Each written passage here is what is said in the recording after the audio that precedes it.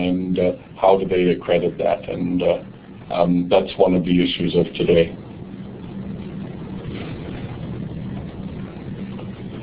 Social software, again, social software like ELGE is available that allow users to get to know each other, to produce artifacts together, to share information and generate knowledge together. And part of this, and one of the interesting aspects of social software, is that it's the learners and the teachers create it, and then they give it to the open education resource community.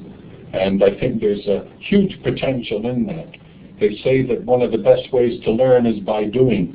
So especially in education departments, if our grad students and teacher candidates work together with their professors, can we create open educational resources for the community? And there's a huge amount of social software out there that people can be using. And it's growing all the time. Another question, and you get this from developing countries who are frightened of imperialism, is can we ensure that the open education resources are culturally appropriate? As Edmonston notes, the courses are cultural artifacts, and they're embedded with cultural values, preferences, characteristics, and nuances of the culture that designed them. And so if you're in Africa, are you going to be happy with the American view of history or sociology? Never mind that, if you're in Canada, are you going to be happy with the American view of history, sociology, psychology, etc.? I think it's a deeper issue for those type of subjects rather than perhaps pure math or science, but even there are certain cultural assumptions embedded in any learning. So when you're looking at cultural adaptation, and the process model is, again, you've got the translation, and people think if it's in English, it doesn't need to be translated, but quite often things are specific to a certain country and they need to be globalized, so we need global English. Even if it is staying in English, never mind translating to other languages. Localization, relevant examples that are there, and again I mentioned about the green computing course that we took from Australia, and we're localizing it by adding on Canadian examples. But by the way, we're keeping the Australian examples as well, because it's good to know too about what things are happening in other places, so it's not totally localized. Modularization is make it reusable in lower levels of granularity. So as you have a big course, a 3-credit course, or as they do in England, a course that might be the equivalent of 9 or 10 credits in North America, we need to break them down so as they can be used. And the origination, redesigned by locals for the local application. So all of those things are important.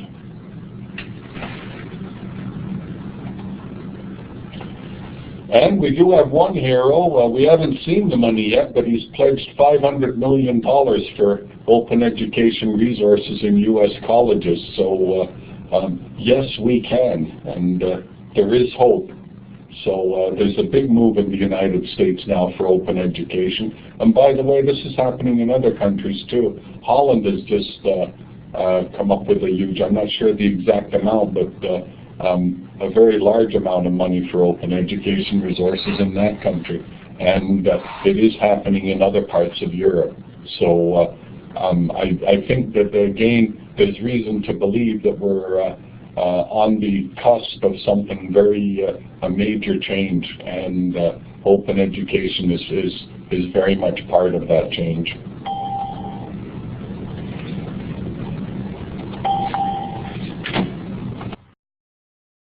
Hi, Rory. Sorry to interrupt, but we do have only 5 minutes left, and I do want to wind up right on the hour, mostly because they're kicking me out of the hotel where I'm at. Well, at least I have to go right at 1. But maybe there's people who would like some chance to comment. So can you quickly wind it up, and we'll see if there's a comment or question. 1 more minute. So I'm just going to show you some of the sites, Connections, WikiEducator.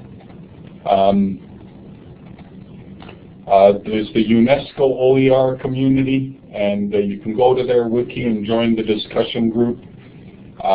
We have the Technology Enhanced Learning Knowledge Research Institute at Athabasca University, and we're working on open education.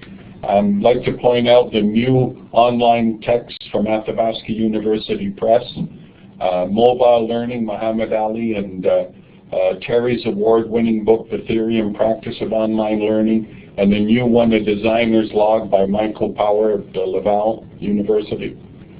And I'll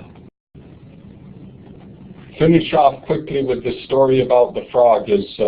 You put the frog in boiling water, they say, and if you wait for it to jump out, it won't jump out. If you heat up the water slowly, it won't jump out until it's cooked. And the reason I tell this story is because at some point you've got to jump, and if you don't jump, you're going to be cooked. And I think that open education is something that you need to jump for. And if you don't, you're going to be cooked. So let's put all this hype about change and transformation in perspective. It's underhyped. There's something coming after us, and I imagine it is something wonderful, as Danny Hillis of Wired Magazine has told us. And Francois Cavanis tells us that change is mandatory, survival is an option, make the right choice. So we're going to do that with open education resources are part of that change. And there's a few questions there for discussion. And I'll open it up now. Great. Well, thank you, Rory. We only have a couple of minutes, but there's been some interesting discourse along the side. Mostly people adding resources to your comments and explaining weird words like palmistic and other things. So I'm sure you haven't had a chance to follow through it all. But Tony Tin has just announced the winners of today's draw for 2 free T-shirts, Open Access Week T-shirts, and they're Simon Rudge and Jim from Aurora College, and Simone.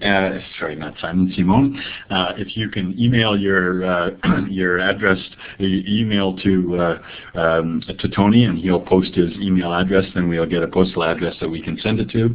And of course, we will also be giving one to Rory for presenting today. And but I am going to just turn the mic over. Rick had some challenges to OER in the question, but other people responded. So it's first come, first serve on the mic, and do please grab it, and a comment or question to Rory.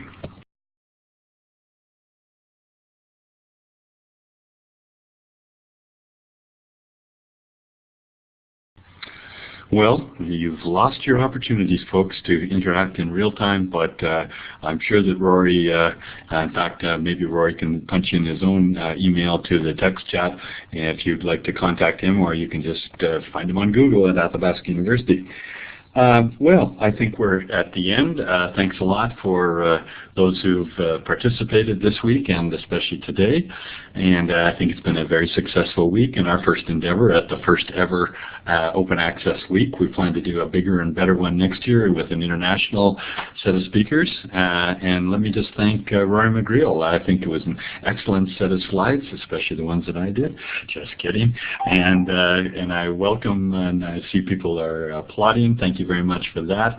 And without further ado, I guess I'll say goodbye for Open Access Week 2009, and hope to see you in 2010. Thanks again, all. Goodbye. Thanks for your participation.